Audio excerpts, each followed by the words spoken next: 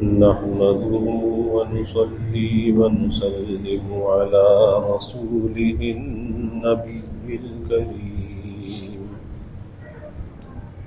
وعلى آله وأصحابه أجمعين. اللهم صل على سيدنا ومولانا محمد وعلى آل سيدنا ومولانا محمد وبارك وسلم صلاة وسلاما كثيرا كثيرا. يا رب صل وسلم دائما أبدا على حبيبك خير الخلق كلهم. توفیق الہی اپنے مرشد پاک کی برکت سے عشاء کی اس نشست میں حضرت اقدس مفتی عبدالرؤوف صاحب سکھروی دامت برکاتہم کی کتاب 40 گناہ کا درس چل رہا ہے. حسد کے گناہ کے بارے میں بات چل رہی تھی کہ کسی کی نعمت کو یا کسی کی ترقی کو دیکھ کر دل کے اندر ایک جلن کی کیفیت کا پیدا ہونا اور دوسرے کی نعمت کا زوال چاہنا، یہ حسد کہلاتا ہے. اور اس کا بدترین درجہ یہ ہے کہ مجھے وہ نعمت ملے یا نہ ملے، لیکن دوسرے سے وہ نعمت ضائع ہو جائے، اس کے پاس وہ نعمت باقی نہ رہے. یہ حسد کا بدترین درجہ ہے. ایک تو یہ ہے کہ وہ نعمت مجھے مل جائے اور اس کے پاس بھی باقی رہے، لیکن ایک یہ ہے کہ وہ نعمت مجھے ملے یا نہ ملے لیکن اس کے پاس بھی وہ نعمت باقی نہ رہے. تو یہ حسد کا بدترین درجہ ہے. اب حسد کا جو گناہ ہے اس کی وجہ کیا ہے؟ فرماتے ہیں کہ حسد کی حقیقت پر اگر غور کیا جائے تو نظر آئے گا کہ حسد کرنے والا در حقیقت اللہ تعالیٰ کی تقدیر پر اعتراض کر رہا ہے، کیونکہ کاتب تقدیر تو اللہ رب العزت ہے، تقدیر کو لکھنے والی ذات اللہ رب العزت کی ہے. اب جس کے حق میں جو اللہ نے لکھ دیا، جس کو جو دے دیا، اس کے لیے وہی بہتر تھا. تو دوسرے کو یہ اعتراض کی گنجائش نہیں ہے کہ اس کو کیوں دے دیا، یہ اعتراض کی گنجائش نہیں. تو حسد کرنے والا در حقیقت اللہ تعالیٰ کی تقدیر پر اعتراض کر رہا ہے کہ اللہ تعالیٰ نے یہ نعمت اس کو کیوں دی اور مجھے کیوں نہیں دی، اس کو کیوں دی اور مجھے کیوں نہیں دی.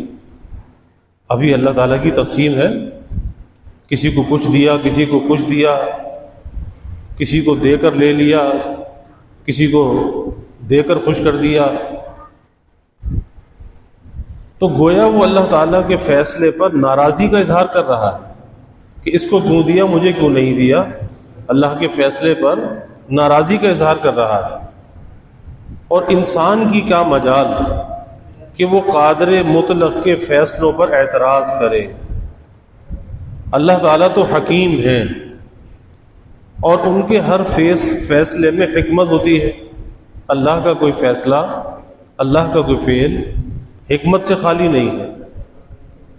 اب وہ حکمت ہماری سمجھ میں آئی یا نہ آئے، اور یہ چڑیا جیسی چھوٹی سی جو عقل ہے، اس میں بھلا اللہ تعالیٰ کے فیصلوں کی حکمت کیسے آ سکتی ہے؟ انسان اس کو کیسے سمجھ سکتا ہے؟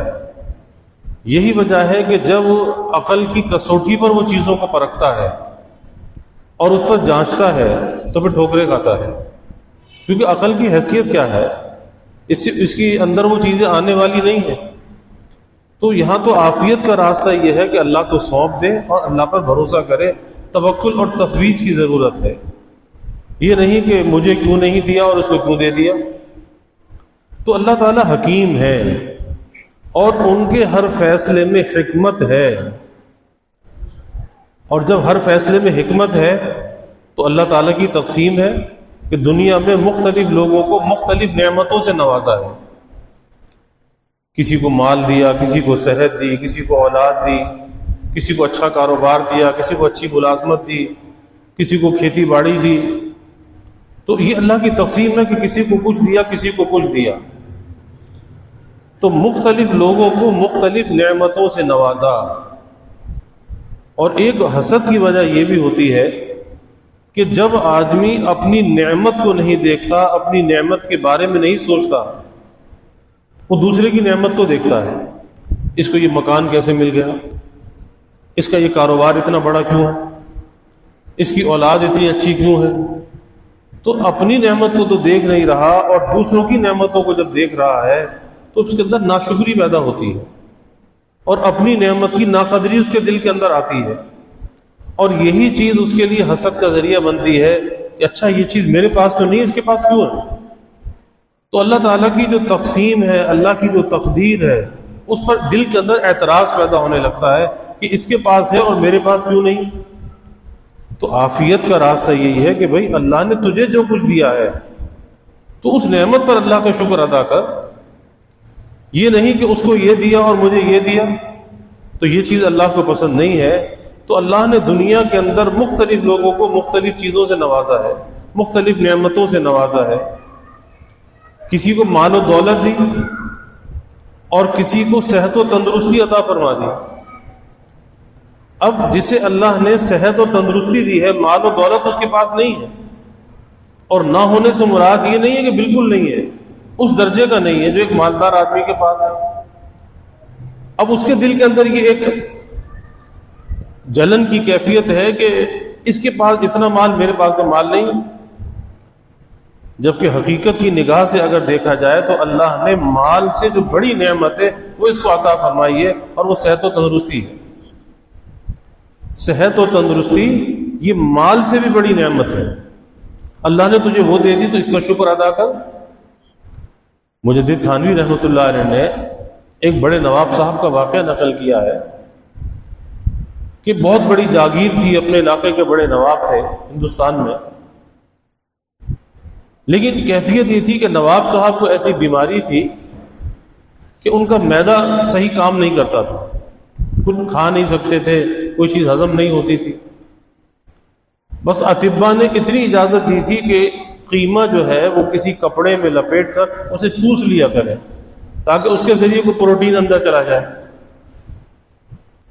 تو ایک مرتبہ وہ نواب صاحب اپنی حویلی کی بالکونی پر بیٹھے تھے تو باہر دیکھا کہ ایک درخت کے نیچے ایک غریب مزدور آیا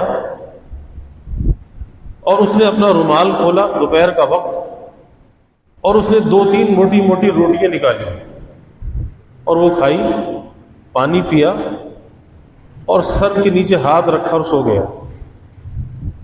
اب وہ نواب صاحب جنہیں اللہ نے مال و دولت سے نوازا، جاگیر سے نوازا، وہ کہتے ہیں کہ بھائی اگر کوئی میرا سارا مال و دولت لے لے اور یہ اس کی صحت و تندرستی ہے یہ مجھے مل جائے تو میں اس پہ راضی ہوں.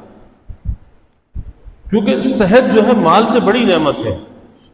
لیکن ناقدری کب ہوتی ہے کہ جب اس صحت کا شکر ادا نہیں کرتا کہ اللہ کا شکر ہے، اللہ نے ڈاکٹروں سے بچایا، اسپتالوں سے بچایا، اللہ نے دوائیوں سے، میڈیسن سے بچایا. کتنی بڑی اللہ کی نعمت ہے. کہتے ہیں نا اللہ سے عافیت مانگنی چاہیے، عافیت. تو میرے شیخ حضرت مسیح الامت نور اللہ مرقدہ فرماتے تھے کہ عافیت کسے کہتے ہیں، عافیت کسے کہتے ہیں. اور پھر خود فرمایا حضرت نے، فرمایا کہ عافیت اسے کہتے ہیں کہ جو دن انسان کا ایسا گزرے نہ اس کے جسم میں کوئی بیماری ہو نہ اس کے روح میں کوئی بیماری ہو. یعنی جسم بھی تندرست ہو اور روح بھی تندرست ہو، یعنی نہ کوئی ظاہری گناہ کرے نہ کوئی باطنی گناہ کرے. اور اسی طرح سے جسم میں کوئی بیماری نہ ہو، کوئی نزلہ، زکام، بخار، یہ وہ بیماریاں. تو جو جسمانی بیماری سے بچ کر دن گزرے اور روحانی بیماری سے بچ کر گزرے، فرماتے تھے کہ عافیت کا دن ہے، شکر کرو. تو اللہ نے کسی کو مال و دولت دیا اور کسی کو اللہ نے صحت و تندرستی عطا فرمائی. اب یہ سب اسی کی مرضی سے ہے. کس کی مرضی سے ہے؟ ہمارا رب، ہمارا مالک، ہمارا خالق، ہمارا پیدا کرنے والا، ہمارا پالنہار، پروردگار، ہماری تربیت کرنے والا. تو یہ سب کچھ اسی کی مرضی سے ہے. مخلوق کو یہ بات اچھی طرح ذہن نشین کرنی چاہیے کہ مخلوق کو خالق کے کام میں دخل دینے کا کوئی حق نہیں ہے. مخلوق کو خالق کے کام میں دخل دینے کا کوئی حق نہیں کہ اپنی مرضی سے ایسا نہ ہوتا، ایسا ہو جاتا، ویسا ہو جاتا. ارے بھائی تیرے کہنے سے ہوتا. جو اللہ کی مرضی اللہ نے کیا. اللہ کی ذات قدرت والی ہے، قادر مطلق ہے، تو مخلوق کو یہ حق نہیں ہے کہ وہ خالق کے کام میں دخل دینے لگے. اور آگے مثال حضرت نے بیان فرمائی کہ ہم اپنے دنیاوی معاملات میں کتنے کام ایسے کرتے ہیں جو ہمارے بیوی بچوں کی سمجھ سے بالاتر ہوتے ہیں.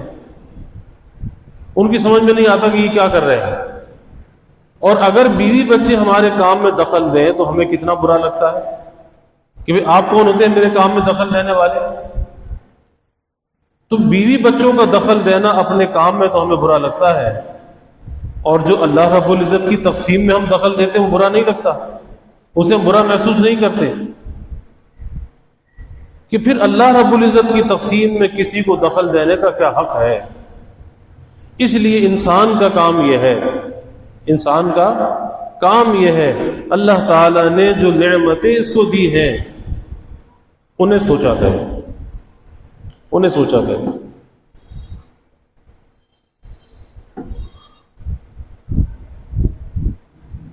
وہ شعر ہے نا ہمارے حضرت مسیح امت رحمۃ اللہ علیہ سنایا کرتے تھے. فرماتے دھن رے دنیا اپنی دھن. دنیا کہتے ہیں روئی دھننے والا. اب تو لوگ نہیں جانتے نا، پہلے روئی دھننے والے ہوتے تھے، وہ روئی کو دھنا کرتے تھے تو ہاتھ سے روئی دھنی جاتی تھی. اب تو مشینیں آ گئی.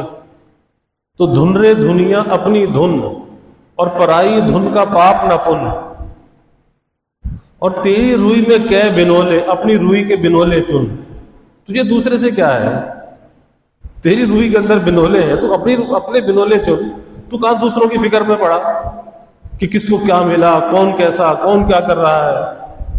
نہیں، خالق کی جو تقسیم ہے بس اس پہ راضی رہے. تو حل کیا ہے کہ انسان کا کام یہ ہے کہ اللہ تعالی نے جو نعمتیں اس کو دی ہیں انہیں سوچا کرے، اس کو سوچا کرے. اور اللہ تعالیٰ کا شکر ادا کرتا رہے. اللہ تعالیٰ کا شکر ادا کرتا رہے. شکر بہت بڑی چیز ہے. اور آج زندگی سے شکر نکل گیا ہے، شکوہ آ گیا ہے. جبکہ ہونا چاہیے شکر کہ ایک ایک نعمت اللہ تعالیٰ کی ایسی ہے، چھوٹی سے چھوٹی، ادنا سے ادنا نعمت، کہ ساری زندگی بھی اگر اس پہ شکر ادا کرے اس کا شکر ادا نہیں ہو سکتا، اس کا حق ادا نہیں ہو سکتا. کیونکہ وہ اللہ کی عطا ہے، ہمارا کوئی استحقاق نہیں ہے، اس مالک کی عطا ہے. تو جس مالک نے اتنا فضل فرمایا تو پھر اس کا کتنا شکر گزار ہونا چاہیے. اور سب سے بڑی شکر گزاری یہ ہے کہ بندہ اپنے مالک کی نعمت کو اس کی مرضی کے خلاف استعمال نہ کرے. جو نعمت رب نے دی ہے، مالک نے دی ہے، خالق نے دی ہے، اس نعمت کو اس کی مرضی کے خلاف استعمال نہ کرے، اس کی مرضی میں استعمال کرے. چاہے وہ اس کی وجودی نعمتیں ہیں، یہ جو وجود اللہ نے دیا ہے، آنکھ دی ہے، زبان دی ہے، کان دیے ہیں، ہاتھ پیر دیے ہیں، دل دماغ دیا، اس کی سوچ و فکر دی. کہاں استعمال کرے؟ اپنے رب کی مرضی میں استعمال کرے کہ جہاں رب کا حکم ہو وہاں کسی کام کے کرنے کا اس کو کر لے، اور جہاں رب منع کر دے وہاں رک جائے. یہ کیا ہے؟ یہ حقیقی شکر ہے اللہ تعالیٰ کی اس دیے ہوئے وجود کا. یہ جو وجود دیا ہے نا اللہ نے، اس کا حقیقی شکر یہ ہے کہ اللہ کی مرضی میں استعمال کرے، اس کی مرضی کے خلاف استعمال نہ کرے. تو اللہ تعالیٰ کا شکر ادا کرتا رہے. اور بھائی اللہ کی نعمتیں اتنی ہیں وَإِن تَعُدُّوا نِعْمَةَ اللَّهِ لَا تُحْصُوهَا، کہ اللہ کی نعمتوں کو اگر شمار کرنا چاہے تو شمار نہیں کر سکتا۔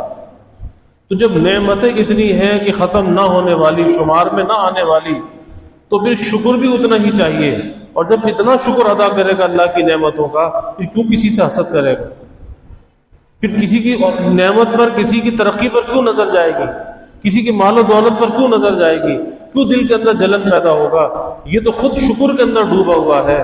اور یاد رکھیے کہ جتنے بھی اخلاق رذیلہ ہے، حسد، بغض، کینہ، بدگمانی، تجسس، یہ سارے اس سے پہلے جو بیان چل رہا ہے، اس کی اگر جڑ کٹتی ہے، یہ خرابیاں اندر سے اگر نکلتی ہیں، اس کا ذریعہ بھی شکر ہے کہ شکر کی عادت کو اپنا لے۔ کیونکہ جب بندہ شکر کی عادت کو اپناتا ہے تو اپنی ذات سے نظر ہٹ جاتی ہے، مالک و خالق پر نظر چلی جاتی ہے۔ اور اللہ یہی چاہتا ہے کہ بندے کی نظر اپنی ذات پر نہ رہے، بندے کی نظر مجھ پر ہونی چاہیے۔ اللہ تعالیٰ کی تقسیم پر اعتراض کرنا اور ناخوش ہونا سنگین گناہ ہے، معمولی گناہ نہیں ہے، یہ سنگین درجے کا گناہ ہے۔ اور حسد کرنا کس کا طریقہ ہے؟ یہ حسد کرنا ابلیس کا طریقہ ہے، ابلیس کا طریقہ ہے کہ حسد کی برائی کے لیے اتنا کافی ہے کہ یہ شیطانوں کے سردار ابلیس کا طریقہ ہے۔ جتنے بھی شیاطین ہیں نا، ان کا جو سردار ہے وہ ابلیس لعین ہے۔ اس کا یہ طریقہ ہے کہ جب اللہ تعالیٰ نے حضرت آدم علیہ السلام کو پیدا کیا تو اعلان فرمایا کہ میں اس کو زمین میں اپنا خلیفہ بناؤں گا، آدم علیہ السلام کو زمین پر اپنا خلیفہ بناؤں گا۔ اور پھر حضرت آدم علیہ السلام کو یہ مقام عطا فرمایا اور فرشتوں کو حکم دیا کہ آدم علیہ السلام کو سجدہ کرو، یعنی اللہ نے اپنا نائب بنا دیا، اپنا خلیفہ بنا دیا آدم علیہ السلام کو اس زمین پر۔ تو جب اللہ کا یہ نائب بن گیا، فرشتوں سے کہا کہ سجدہ کرو۔ یہ حکم سن کر ابلیس کے دل میں حسد پیدا ہوا، دل میں حسد پیدا ہوا کہ یہ مقام ان کو مل گیا، یہ مقام ان کو مل گیا اور مجھے نہ ملا۔ اور پھر اس نے تکبر کرتے ہوئے اپنے آپ کو حضرت آدم علیہ السلام سے افضل ظاہر کیا۔ خلقتنی من نار وخلقتہ من طین، کہ ان کو مجھے آگ سے بنایا، ان کو مٹی سے بنایا۔ تو اپنی افضلیت کا قائل ہو گیا کہ میں ان سے افضل ہوں، اور جب میں ان سے افضل ہوں تو ان کو سجدہ کیوں کروں؟ سجدے سے انکار کر دیا۔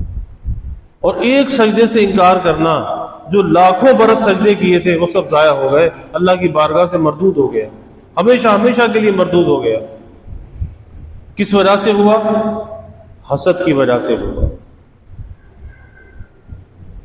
کہ یہ مقام آدم کو مل گیا اور مجھے نہ ملا۔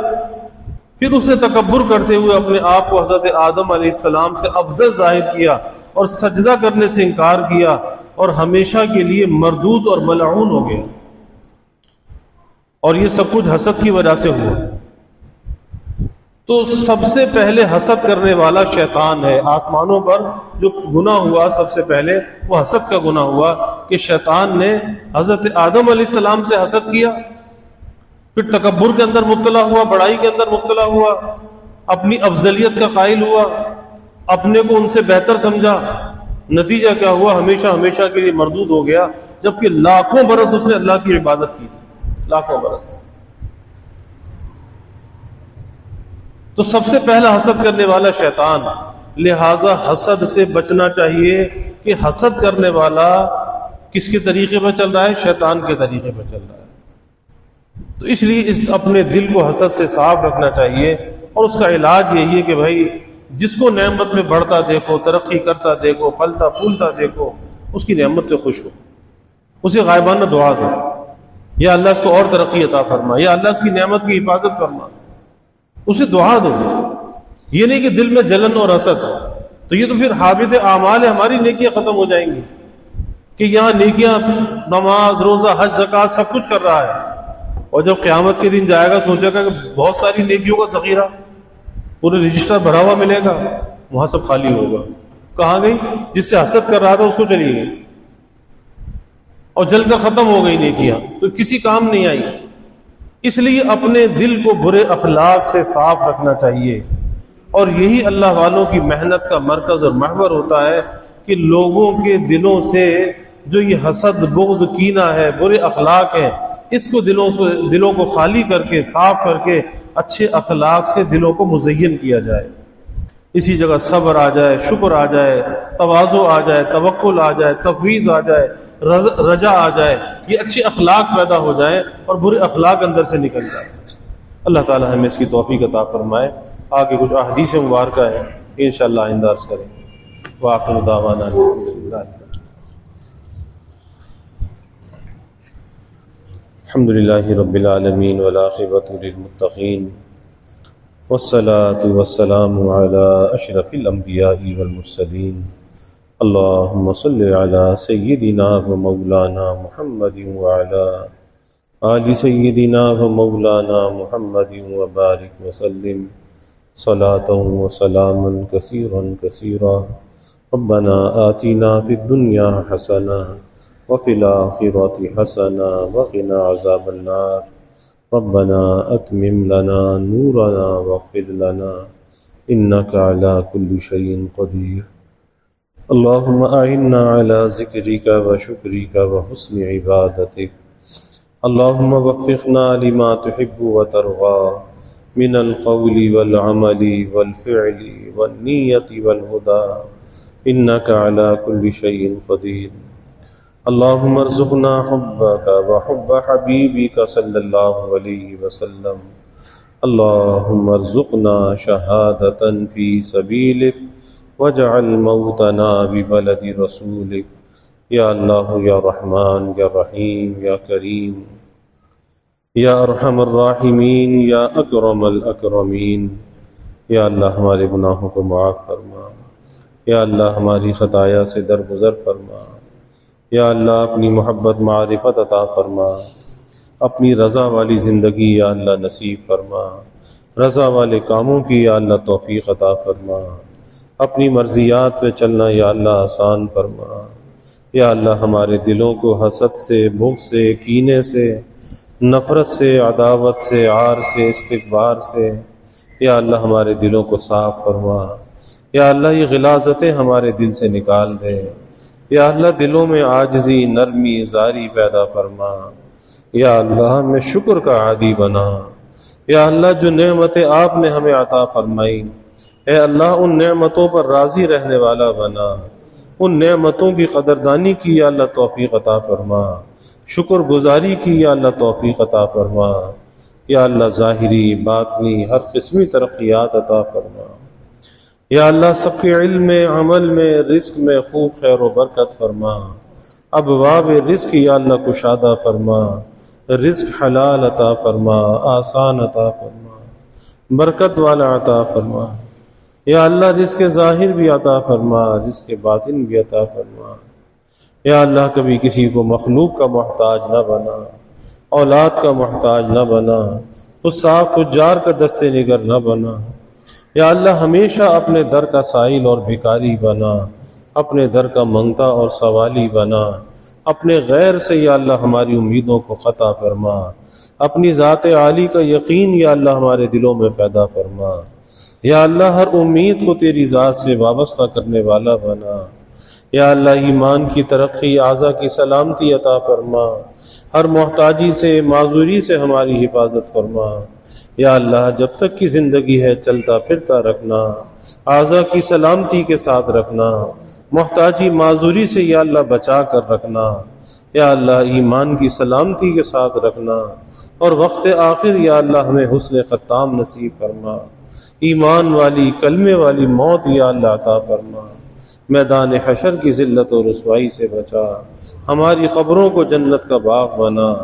اپنے حبیب صلی اللہ علیہ وسلم کی شفاعت نصیب فرما. آپ کی شفاعت سے یا اللہ جنت کا ٹھکانہ عطا فرما. یا اللہ ہمارے ملک پر اپنی رحمتوں کا نزول فرما. اس ملک کو امن کا، سلامتی کا گہوارہ بنا. یا اللہ ہر قسمی بدامنی، بے چینی، بے سکونی کو دور فرما. یا اللہ فلسطین کے مظلوم مسلمانوں کی مدد فرما. اہل غزہ پر اپنی رحمت نازل فرما۔ اے اللہ اس دنیا میں امن و امان کو قائم فرما۔ یا اللہ یہ امریکہ کی یا اللہ جو بدماشی ہے، اے اللہ اس سے نشان عبرت بنا۔ یا اللہ اس سے نشان عبرت بنا۔ یا اللہ ایسوں کو کیفر کردار تک پہنچا۔ یا اللہ اس خطے کی یا اللہ سلامتی کی حفاظت فرما۔ ہر قسم کے فتنے کو، فساد کو یا اللہ دور فرما۔ یا اللہ اس کو امن سے مبدل فرما۔ یا اللہ امن سے مبدل فرما۔ ہماری سرحدوں کی یا اللہ حفاظت فرما۔ ہماری افواج پاکستان کی دستگیری فرما۔ یا اللہ اپنی رحمتوں کا، برکتوں کا، راحتوں کا نزول فرما۔ زحمتوں کو یا اللہ دور فرما۔ یا اللہ ہمیں عافیت دارین عطا فرما، عافیت دائمہ عطا فرما۔ ربنا تقبل منا انك انت السميع العليم وتب علينا انك انت التواب الرحيم وجزى الله عنا محمدا صلى الله عليه وسلم معه وآله وصلى الله تعالى وسلم على النبي الكريم آمين برحمتك.